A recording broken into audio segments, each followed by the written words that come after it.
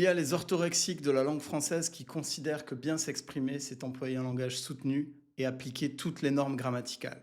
Mais si on regarde certains grands écrivains, Céline et Tordurier, Calafert ne fait pas de phrases, Proust fait des phrases trop longues, Albert Cohen ou Apollinaire suppriment la ponctuation dans certains textes, et les autres écrivains, ceux qui ne transgressent pas les règles, ils osent faire des choses avec la langue française. Quel que soit le domaine, ça peut être en danse, ça peut être en littérature, ça peut être en mode, en style, il y a toujours 3 niveaux de maîtrise d'une norme. Au niveau 1, il y a celui qui ne comprend pas les normes et qui ne les applique pas. Au niveau 2, il y a celui qui maîtrise les normes, qui les comprend et qui les applique. C'est là que sont les orthorexiques de la langue. Et au niveau 3, il y a celui qui maîtrise tellement les normes, qui les comprend tellement, qu'il est capable de les transgresser, de les dépasser. Et pour moi, quelqu'un qui maîtrise la langue, c'est pas du tout quelqu'un qui applique toutes les règles de la langue. C'est quelqu'un qui a un impact, qui a une puissance expressive forte, parce qu'une langue, c'est fait pour exprimer.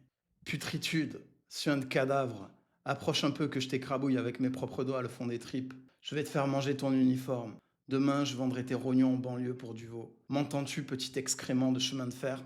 Ça, par exemple, c'est Céline. Et pour moi, la pire version de la langue française, c'est la langue morte des bons élèves. Celle de la communication institutionnelle, des administrations, des journalistes, des énarques, des magistrats, pleine de jargon. Essayer de lire une décision de justice, c'est un enfer esthétique. C'est une langue qui veut dissimuler sa subjectivité par une absence totale de style, par un recours à des formules vides et austères. La neutralité, l'objectivité, ça n'existe absolument jamais et il faut assumer sa subjectivité même quand on s'exprime à titre institutionnel. Le style d'un écrivain, c'est sa subjectivité retranscrite dans son écriture, rien de plus.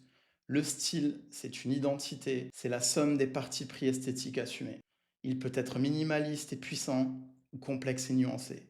Il peut être mystique ou matérialiste. Il peut être ironique, désenchanté, ou au contraire, léger et optimiste. Être un bon écrivain, c'est faire rentrer le lecteur dans votre monde simplement par votre style. Donc si vous êtes un bon élève, je vous en prie, il faut vous encanailler.